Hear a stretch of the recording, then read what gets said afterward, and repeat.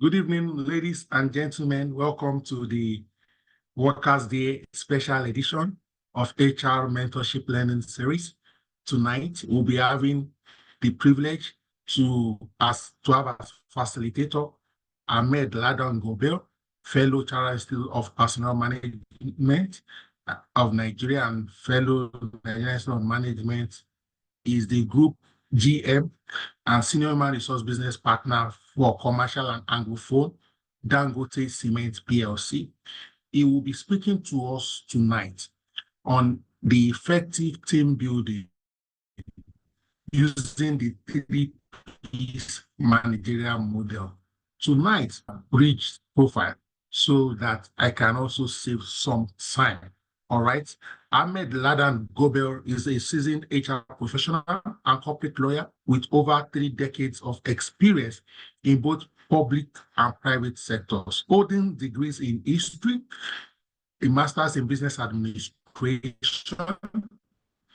LLB in law, is licensed as a barrister and solicitor of the Supreme Court of Nigeria. Ahmed's affiliation with the Chartered Institute of Personnel Management began in 1989, progressing from affiliate to fellow in 2006. He has held various roles within the CIPM, including branch secretary, chairman, and serving on its councils and several committees even till now. His career journey spans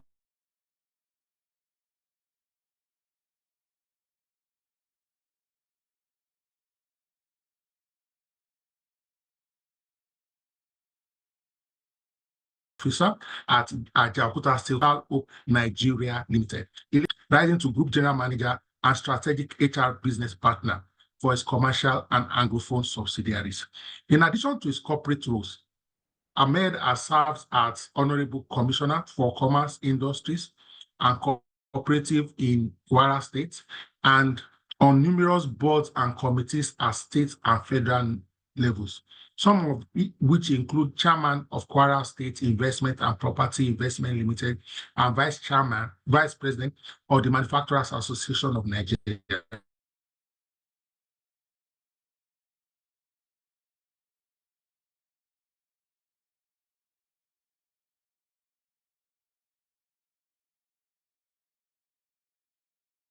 Of Personnel Management of Nigeria and Nigerian, including the Nigerian Bar Association. Ladies and gentlemen, I present to you with joy, excitement, Ahmed.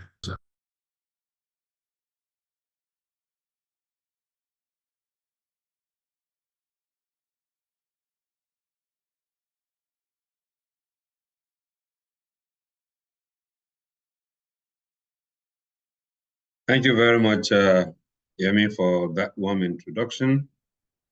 And let me start by wishing all of us a happy Workers' Day. As workers, we all work hard, oftentimes in very difficult conditions, to build our economy and to help build our organizations and our society. Yet, many of us face poor working conditions, inadequate compensation, and limited opportunities for growth and development.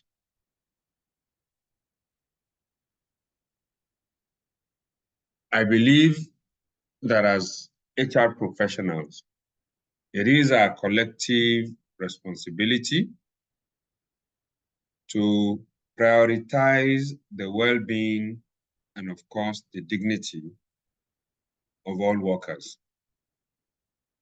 We must therefore advocate for safe and healthy work environments, fair compensation and benefits, social protection and job security, opportunities for training and development for employees, work-life balance, work-life integration, and mental health support. We must recognize the value of every worker, from the factory floor to, of course, the office desk of the managing director or head of whatever organization we work for, from the public sector to the private sector. We must work together to build a future where every worker is treated with respect, with dignity, and with compassion. I therefore ask us as HR professionals and business leaders to join hands with employers, with the government, and with civil society organizations to create better working conditions and a better world of work for all workers in Nigeria. A Nigeria, of course, where workers are empowered, protected, and valued by all. Once again, happy Workers' Day to all of us. I have been asked to speak on effective team building using the 3Ps managerial model. I've tried to contextualize our discussion tonight and outline it as follows. First is to look at what are high performance teams, of course, which is what delivers effective performance. An effective team is oftentimes a high-performing team. We will look at what are the qualities of HPTs, as we call them, high-performing teams. We will look at the critical questions that are facing us as HR professionals. We will then try to review the 3Ps managerial skills. And of course, we will look at how the 3Ps model, of course, is applied in the world of business. We will then draw our conclusion, and then we'll take questions and answers from our colleagues on the call. What are high-performance teams, otherwise called effective teams? It's a group of goal-focused individuals with specialized expertise and complementary skills who collaborate, who drive innovation, and of course, who consistently produce superior and unchallengeable results. Such a team is one that works as a group,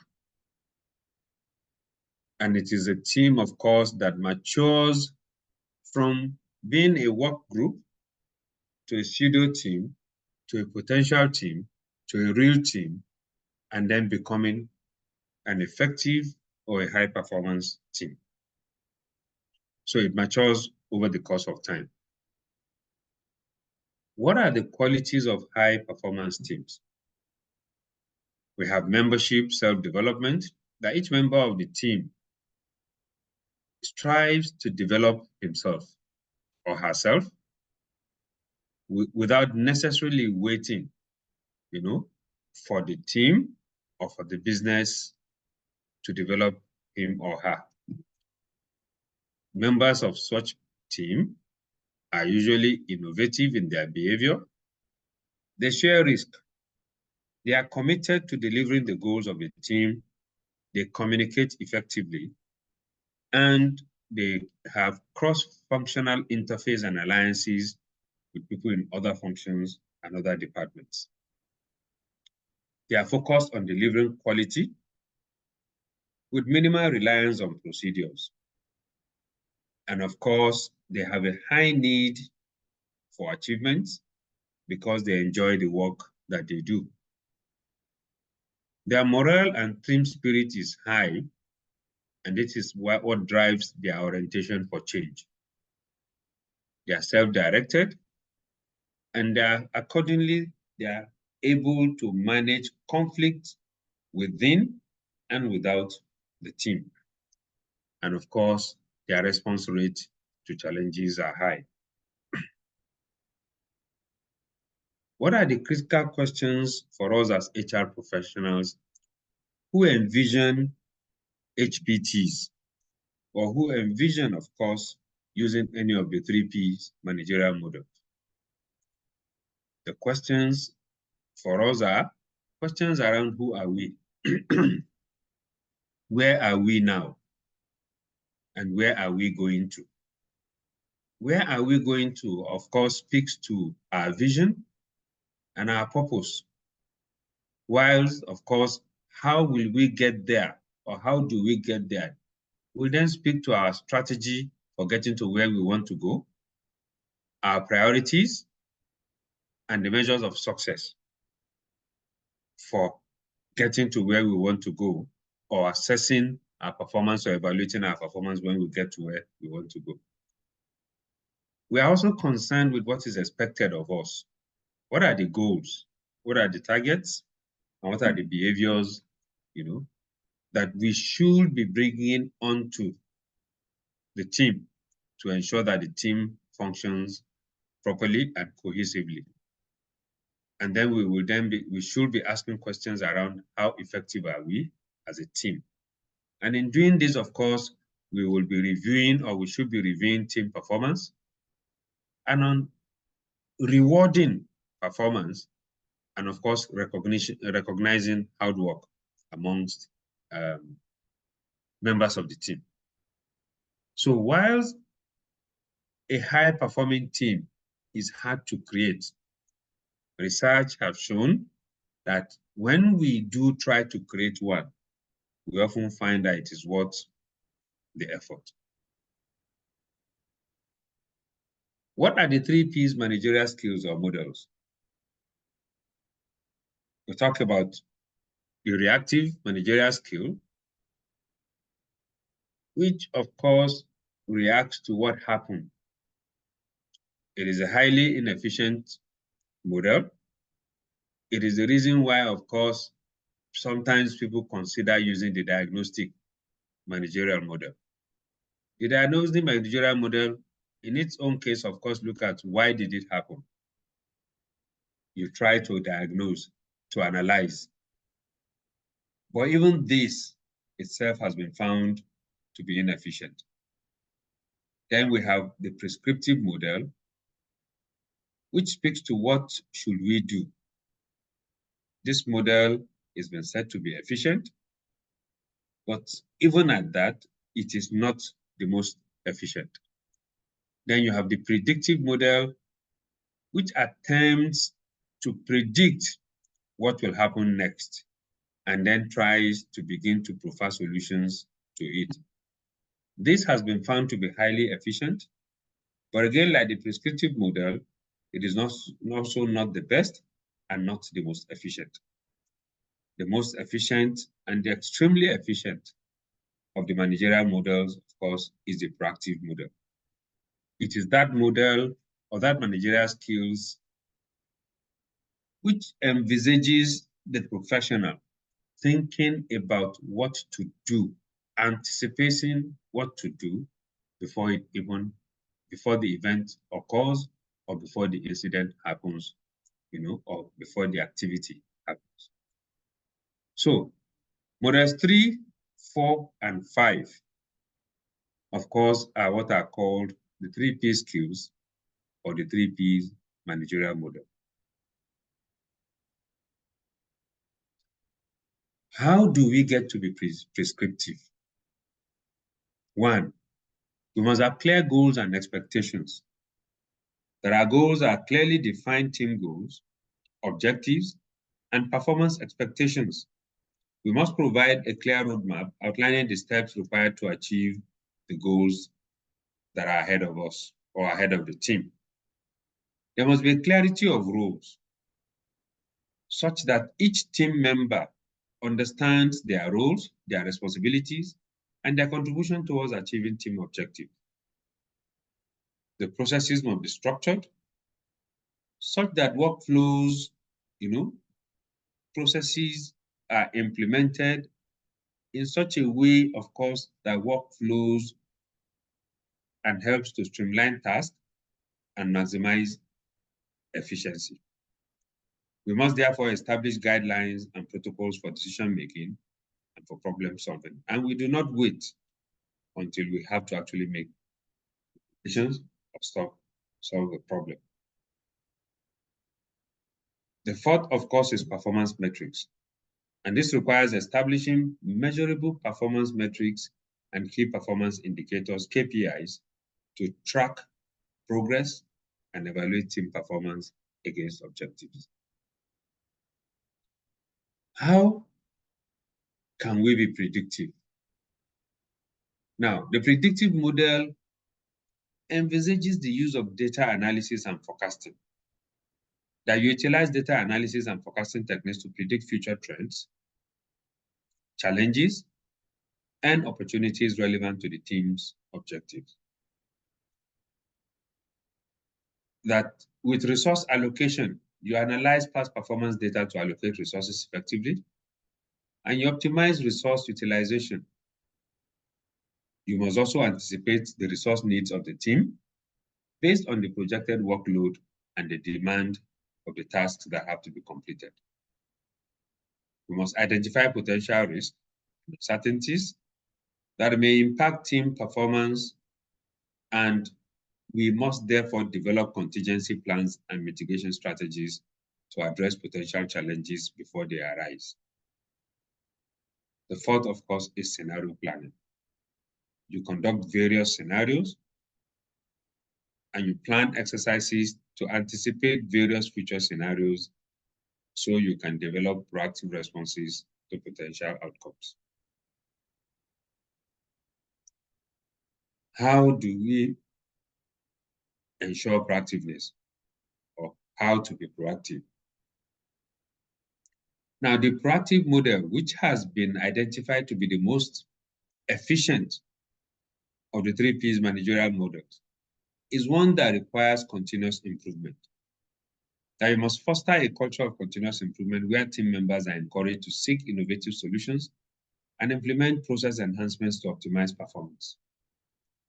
Every team member, must strive for excellence. This they must imbibe at the point at which the team is being put together, so that you know that once you have a task or a challenge, as soon as you are able to develop strategies for resolving those challenges or for dealing with those tasks, you begin to look onto other tasks. And in looking onto other tasks, you are already, of course, improving yourself with a view to preparing yourself for the new task or the new assignments that may come before the team. We must promote open communication and collaboration among team members. You must encourage the sharing of ideas. You must provide feedback, and feedback must be provided by the team leader, as it should also be provided by members of the team to the team leader. We must encourage best practices so that we can drive innovation and creativity amongst the team. We must proactively manage change, because as HR professionals, we are change agents, we are change managers. So we must proactively manage change by anticipating shifts, either in the external environment or the internal dynamics of the business, or the strategic plan that the team, of course, is supposed to work on, or the team is supposed to implement after it has been prepared and it has been approved or it has been worked on. We must prepare the team for change. We must address resistance from within and from without the team. And we must ensure that we facilitate smooth transitions from one strategy to the other, or from one idea to the other. We must encourage learning and development, and in doing this, we must invest in the learning and development of team members to enhance their skills, knowledge, and capabilities, and to close whatever gaps have been identified or are identified amongst team members or the team itself. We must therefore provide opportunities for training, for coaching, for mentoring, and for professional growth amongst members of the team. Now, how do we integrate the 3 Ps models? First, we must ensure alignment between the prescriptive, the predictive, and the proactive approaches to managerial models. Each model should complement and reinforce the others to create a comprehensive framework for building high-performance teams. The prescriptive model, like we said earlier on, of course, prescribes solutions for anticipated outcomes. The predictive model predicts what the outcomes are likely to be. The proactive model is that model which combines the prescription of the predictive model, and the prediction or the anticipation of the predictive model to provide solutions even before the challenges come before the team. So each model should complement and reinforce the other. The second is adaptability, that the team must remain flexible and adaptable in applying these models to accommodate evolving circumstances and changing needs. So we must continuously assess and adjust strategies based on the feedback that is provided either by team members or by people from outside the team.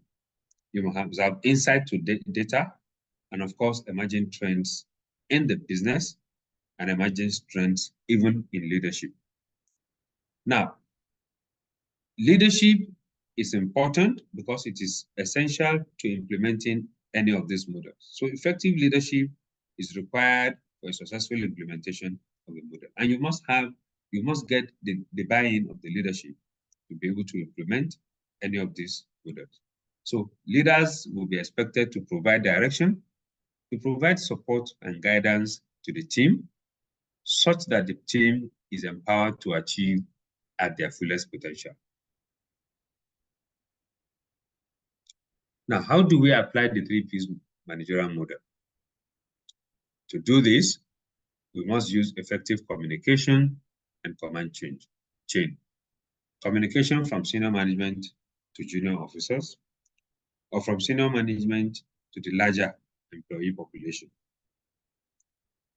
There must be procedural changes, which will engender, of course, a review,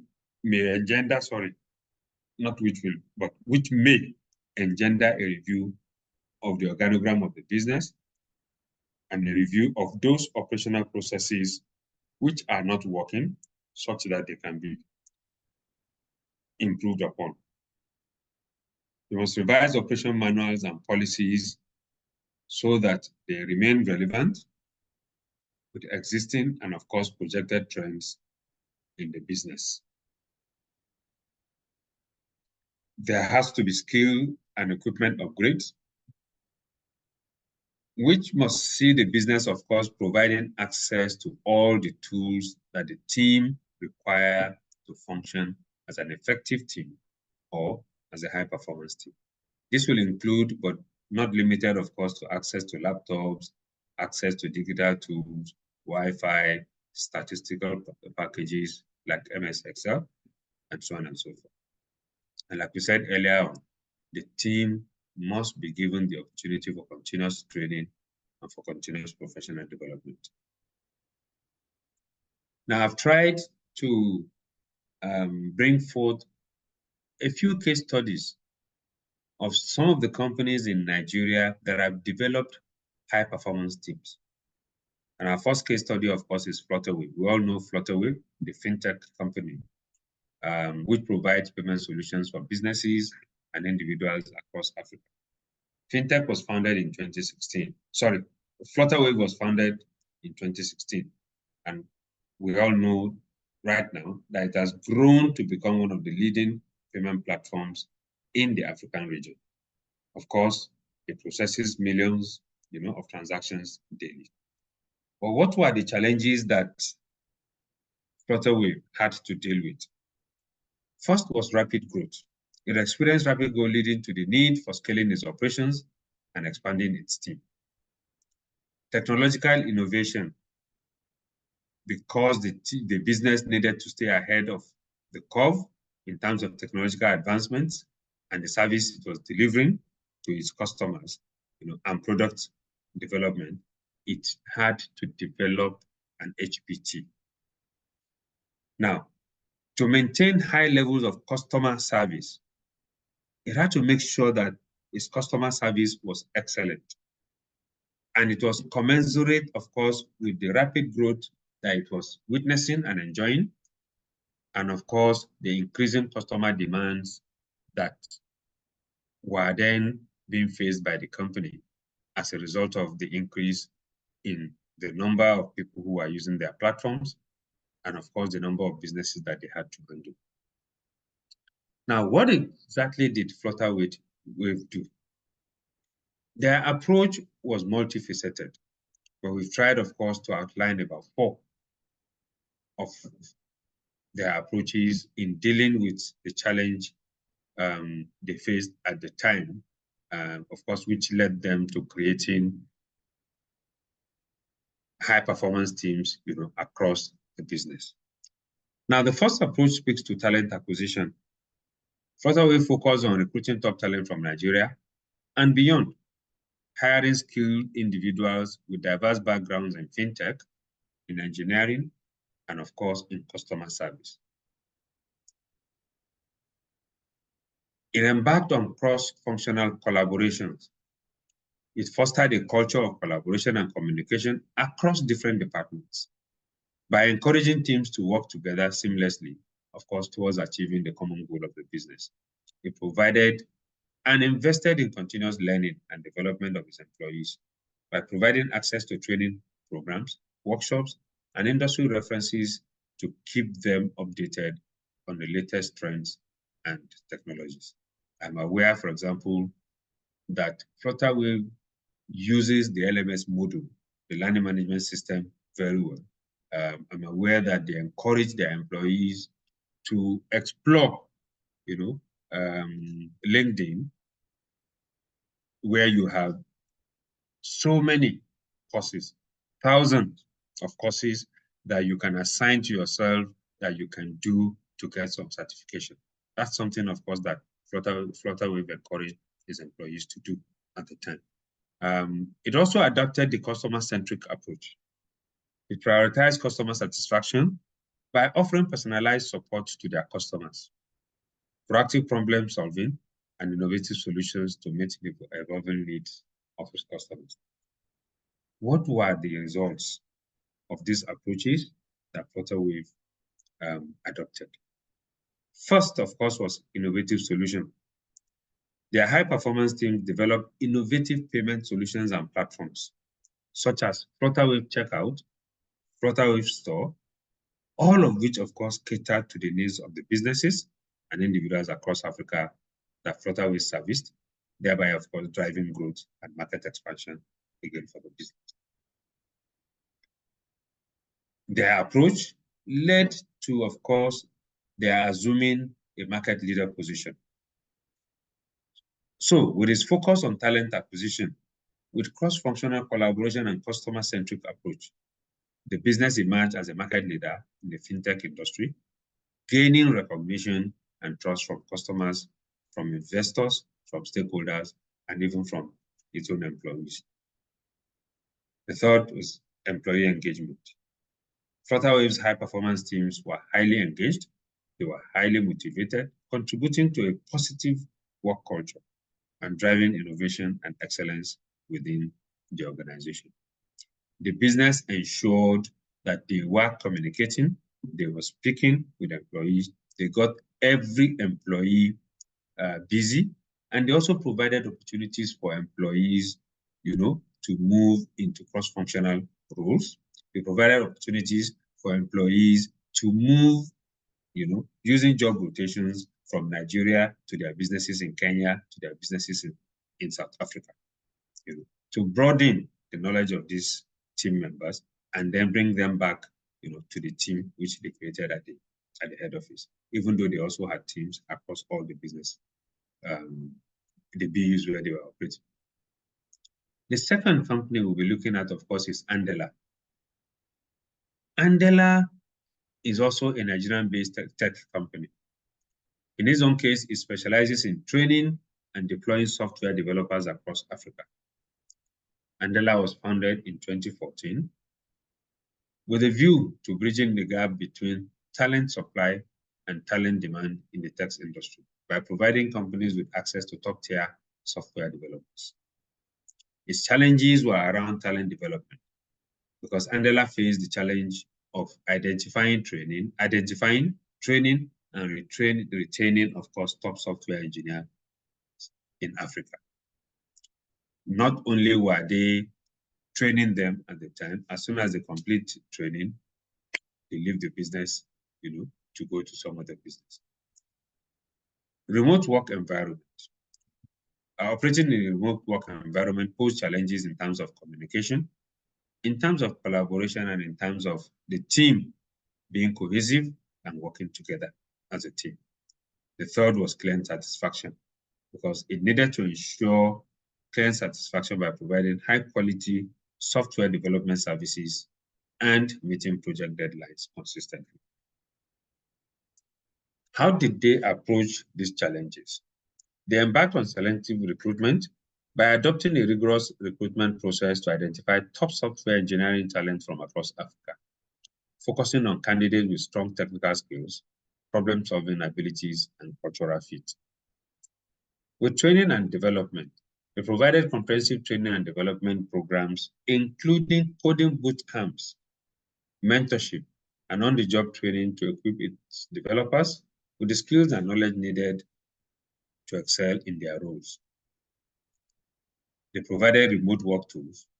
By investing in these tools and by investing in technologies to facilitate seamless communication, to facilitate collaboration, and of course, project management across distributed teams and team members. They also focused on client engagement by maintaining regular communication with clients, providing updates on project progress, soliciting feedback, and addressing any concerns or issues promptly to ensure client satisfaction. Now, the result of these strategies and the result, of course, of developing high-performance teams or effective team for Andela was the fact that its talent pipeline, of course, which was then made up of HPTs, then contributed to the development of a robust talent pipeline of software engineers in Africa, not only in Nigeria. And they continued to empower individuals with in-demand skills and facilitating their entry into the tech industry. So when people were given the opportunities, when teams were given the opportunities in Andela, not only to work on projects, but also to develop themselves within the business, to acquire skills, within the business, they were then allowed to take on roles in other businesses that Andela is servicing in the continent. Now, client success. Andela's high-quality software development services and commitment to client satisfaction resulted in positive client testimonials, reviews, referrals, and long-term partnerships with leading tech companies around the world. The social impact of this investment in talent development and job creation is that, of course, it created opportunities for individuals from diverse backgrounds to pursue different careers in technology, using Andela as a platform, and of course, contributing to economic growth and development in Africa. I'd like to conclude by saying that building high-performance teams, of course, does yield many benefits, including increased productivity, enhanced creativity, higher employee engagement, and improved customer satisfaction. When businesses invest in teams, or in building teams, or in building high-performance teams or effective teams, and in developing these teams, businesses can unlock their full potential and, of course, achieve lasting success in whatever industry they are in. Thank you all for listening. I'll take questions and comments if there are any. Over to you, Yemi.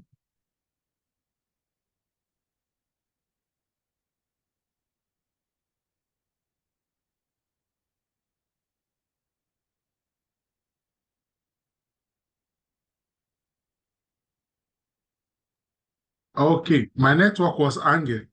Ah, okay. I was wondering. I thought I had been speaking to myself. Thank you.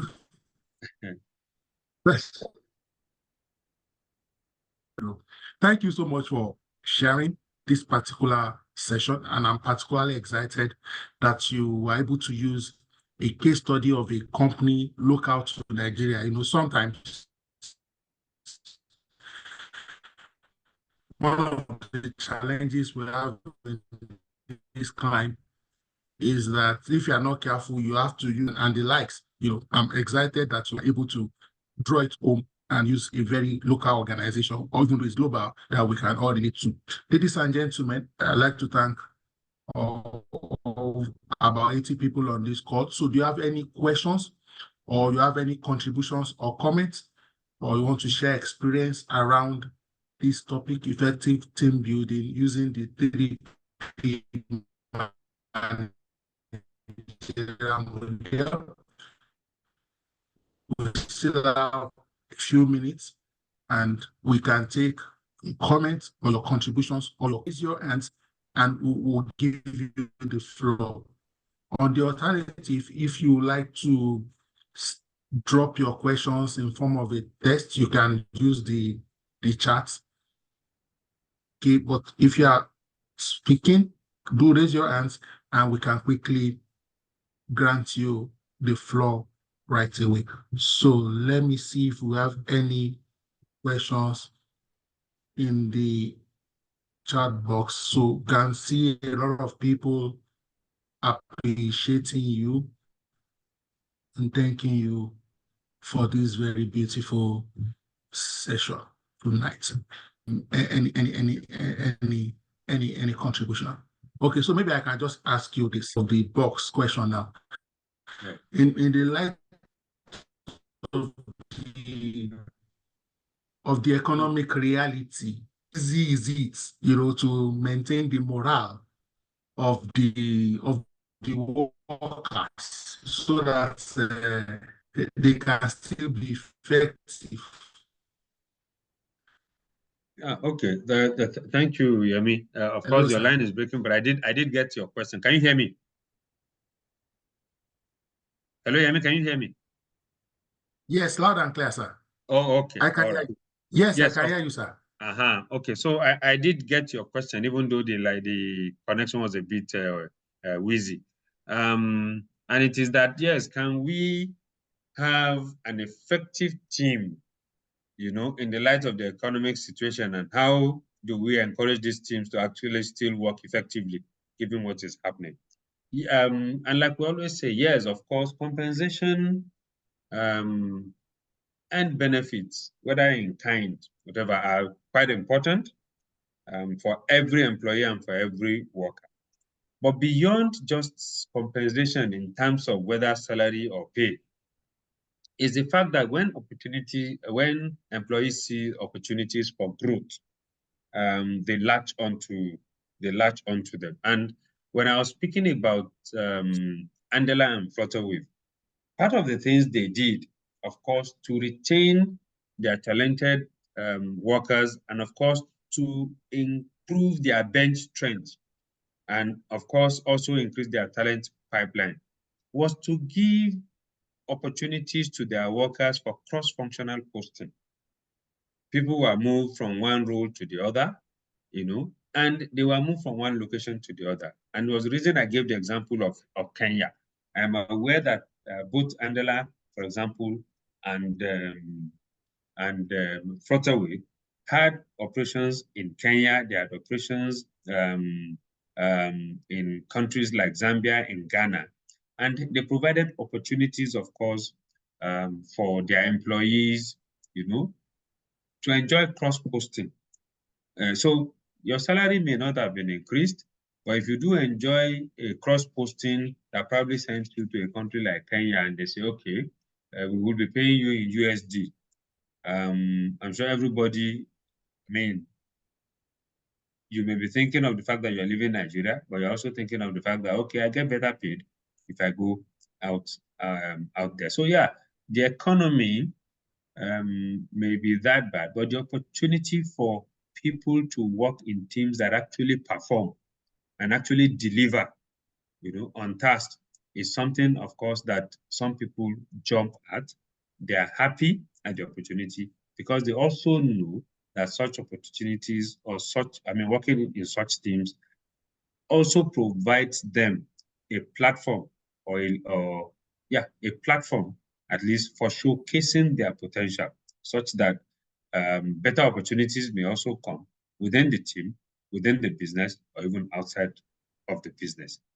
It is important, of course, to get paid very well, but sometimes, and where you have a cohesive team, sometimes it's not just about how much we are paid, but how much recognition do we get for what we are doing and for what we are achieving. Thank you, Amy. Thank you much. I've dropped two more questions. I'll drop the question, but I'll quickly read this. Applicable in the public sector, and perhaps if you can give maybe examples or illustrations if it has been done somewhere before that you're aware of, or how it has been applied, or how is it being applied currently, that will also be helpful. We have public sector people on this call. Thank you, sir. Flutterwave is a private company. Yes. Okay. Thank you very much. Sometimes what we use to describe some things that happen makes it look as if, okay, these are things that only happen, for example, in the private sector. As far back as the President Obasanjo era, between 2003 and I think 2007, at the time at which the country or the government had decided they were going to privatize businesses, of course, the Bureau for Public Enterprise was set up. Now, the Bureau for Public Enterprise worked as if it was a parastatal of the National Council on Privatization, which was then chaired by the Vice President. Now, the BPE and the Director General of the BPE at the time, Malam Nasir El-Rufai, who later became Governor of Kaduna State, was then asked to assemble a team of people who will work, for example, with him. And he went about picking people from various agencies and departments in government.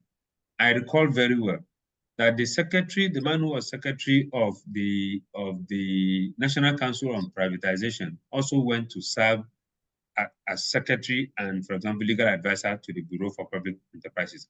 He was a lecturer from the Nigerian Law School, a gentleman called Professor Idonije. Now, Nasir El-Rufai also went ahead to pick other people, even from companies like PHCN, from NNPC, all government agencies and parastatals, and put them together. They did have the benefit of some training locally and internationally to prepare them for the assignments, ahead of them. Now, that team or those teams that were built at the BPA at the time were high-performing teams. Forget what eventually happened with change of government, and the policy somersault which we have in Nigeria. But at the time these teams were working, we all knew that they were delivering on their mandate as a Bureau for Public Enterprise. And that is one. Two, even in a place like Lagos State, I may not be able to remember the exact name, but I do know that I think around the Fashola era or so, you had several parastatals that were created. One was, I don't know if it is called Bureau for Innovations or whatever. Those who are from Lagos State will remember. The agency where Toba Tusanya was DG, those were agencies that were created in the government and within the government. And of course, those who worked in the business. The head may have been brought from outside, but the team that was actually doing the work were members of public servants, civil servants from various ministries and departments of the Lagos State government that were put together to work in that agency. And there are quite a number of such agencies. At the time, Lagos State was creating a lot of these agencies, LOMA, LASEMA, LASMA. It is true that they were recruiting people, but they were also drawing from the pool of civil servants who are already working in various ministries and departments in Lagos to build teams. Now, LASTMA, for example, has become a model which so many other states, have copied. In Kwara, they have Fatima. In Kaduna, they have Castilia. In Kano State, they have Karota. All of them, are high-performing teams that these state governments of us built, leveraging the success story, of course, of Lagos State. So yes, it is possible to build HPTs even within the public service. Thank you, Yemi. Thank you so much, sir. I think you've answered that question. I dropped one or two more questions. One of them is, I'm just trying to provide a genderless. I said there, even though you can expand the question or the response, how does this affect female employees and the fact, they need to balance family and work, when you consider integrating women or ladies into high-performing teams? I can imagine the kind of load and pressure that will require. Okay, high-performance teams are gender blind. They are gender blind because it does not assume or believe that because one is a female employee will not have the potential, for example, to contribute to the performance of the team. What such teams do, of course, is recognize, and that's why we spoke about work-life balance or work-life integration. Recognize the fact that there needs to be a balance between their work life and their personal life. And you find such teams, even going to use the gym together. Yes, they are probably going to the gym, of course, to exercise, to do whatever, but being in the gym itself also gives them the opportunity to continue their conversations around their work. And where you have female members, where there is cohesion in the team, the female member is able to deliver on their task with the support of other members, of the team. And what I have seen happen, for example, is I have seen a very high-performing team where you have two female members who, at the same time, were nursing babies.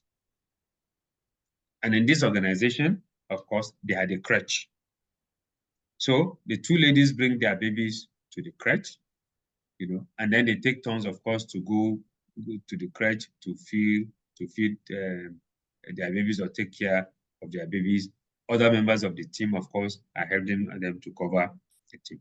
And for these two female members of the team, they even closed, at 3 p.m. as opposed to 5:30. I mean, that the business oftentimes closes. Now, what happens to what they have to do? The workload that they were given at the time was such that they could do on a daily basis from when they resume at 8 o'clock in the morning to 3. It was then a matter of choice for them if they wanted to carry work home or take work home. If they didn't have to, other members of the team were ready, to help, with whatever task they were working on.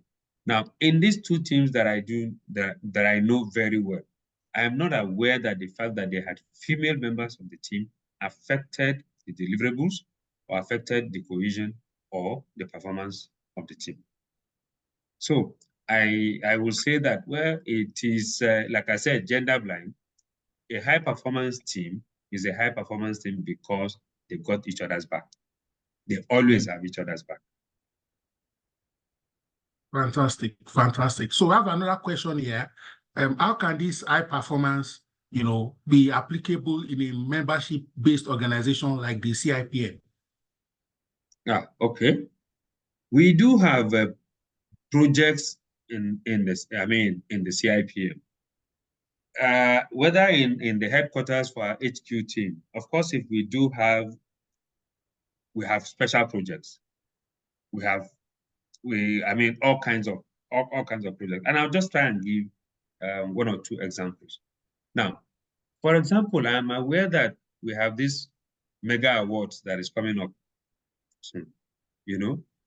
In the secretariat at the HQ, although we do have a planning committee, which is, again, putting together a team, that had a deadline within which to deliver, on this assignment. The team, of course, had members from different backgrounds and whatever, and numbering up to about 15. They had a timeline within which to work. They had what do you call it? A terms of reference, and within the framework, for example, of the time they have been able to deliver, on what they are supposed to do. I'm aware that the Mega Awards, for example, is coming up on Friday. We're only having it because that team had delivered on their task. Now, even in the secretariat, I'm aware that they constitute teams, to deal with specific tasks, and these teams, oftentimes, you look at the strengths of various employees in putting the team together. So as a membership-based organization, if we do have a task, it is possible for us to leverage the resources that we have within our own secretariat or outside our secretariat, for example, outside outside HQ, leveraging members of the institute who have the requisite skill, the requisite experience for the assignments that we need to do. I'll give another example. I'm aware that when the discussion around the review of the minimum wage started, the CIPM got a letter from government saying, give us a position paper, from your institute as a membership organization, but one that is responsible for people management, and for regulating people management practice in Nigeria. Give us a position paper on what you think we need to do around coming up with a new minimum wage. The president of the institute, I am aware, constituted a committee, of eggheads from different backgrounds, HR practitioners, in the institute, from industry, from the public service, from the academia, to work together. And for example, they had just about a week or a week and a half to deliver on that assignment. I'm aware that they continued to meet until of course, they delivered that task. So yes, it's possible for us as a membership-based organization to put teams together, high-performance teams, to work on projects or work on assignments, for the institute. And we're doing this quite a lot. Thank you, Yemi. Okay.